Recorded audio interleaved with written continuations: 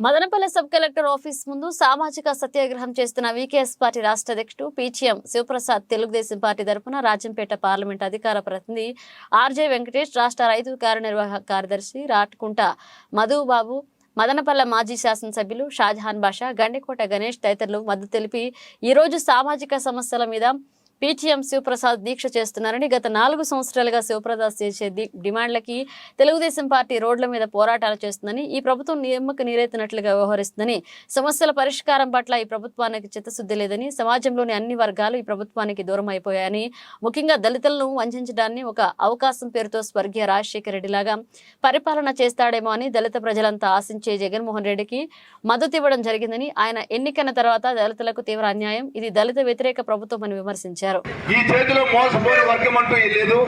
ముఖ్యంగా దళితులకు ఆనాడు డాక్టర్ వైఎస్ రాజశేఖర రెడ్డి గారు చేసినటువంటి ఉపకారానికి జగన్మోహన్ రెడ్డి గారికి గుండు గుర్తుగా ఓటేశారు. ఒక్క అవకాశం అనే దానికి వాళ్ళ తండ్రిలాగా చేస్తాడేమో, ఆయన ప్రజా సంక్షేమ కార్యక్రమాలు చేశాడు కదా, ఈయన కూడా అలా చేస్తాడు అనుకున్నారు. కానీ ఈయన వాళ్ళ తాత రాజారెడ్డి, ఈయన బ్లడ్ లో ఫ్యాక్షనిజం ఉంది. ఫ్యాక్షన్ రాజకీయాలు నడిపి సొంత బాబాయిని చంపేస్తే ఈ రోజుకి 6 సంవత్సరాలు అవుతున్నా కూడా ఆ కేసును బయటలేకపోతున్నాడు, కేసును తొక్కేస్తున్నాడు. సిబిఐ విచారణ కోరింది ఆయనే, మళ్ళా వద్దనింది ఆయనే. ఈ విధంగా రాజకీయం ముందు రక్త సంబంధికులు కూడా కాదనుకుంటున్నాడు. తన సొంత తల్లిని చెల్లిని కూడా మెడబట్టి బయటకు ఎంటేసే పరిస్థితి వచ్చింది. వాళ్ళు కూడా ఈరోజు వీధులెక్కి తిరుగుతున్నారు.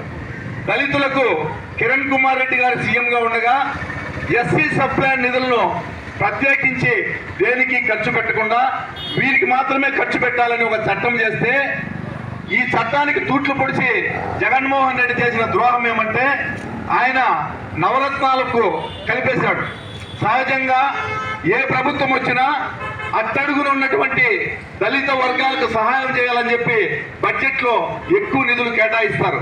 కానీ అందరికీ ఇచ్చినట్లే ఇక్కడ కూడా దళితులకు నిధులు ఇస్తున్నాడు. అందరికీ నవరత్నాల్లో ఇచ్చినట్లే ఇక్కడ కూడా ఇస్తూ ఈ సబ్ప్లాన్ నిధులను దారి మళ్లించినందువలన ఈ రోజు దళితులు సబ్సిడీ రూపేణా చాలా కోట్ల రూపాయలు నష్టపోయారు. గతంలో ఇన్నోవాలు సబ్సిడీ ఇచ్చేవాళ్ళు, దళితులకు ఆవులు సబ్సిడీ ఇచ్చేవాళ్ళు, గొర్రెలు సబ్సిడీ ఇచ్చేవాళ్ళు, ఒక్కొక్కరికి 1 లక్ష ఇచ్చేవాళ్ళు. ఈ 5 సంవత్సరాల్లో ఎక్కడ కూడా ఒక్కటంటే ఒక్కరికి సబ్సిడీ ఇచ్చిన పాపాన పోలేదు అని చెప్పి సందర్భంగా తెలియజేస్తున్నాం. పైగా వేధింపులు, డాక్టర్ సుధాకర్ మాస్క్ అడిగిన నేరానికి వేధించి చంపేశారు. మన జిల్లాలో డాక్టర్ సుధారాణి గారు ప్రశ్నించినందుకు ఆమెను ఏ రకంగా వేధించాలో చూశాం. ఇది ఇంతకు ముందు ఈ విధంగా దళితులు వేధిస్తే నిన్న విశాఖపట్నంలో మీరందరూ చూశారు. మొట్టమొదటిసారి ప్రశాంతంగా ఉన్నటువంటి విశాఖపట్నం జిల్లాలో ఒక తహసీల్దారు వారి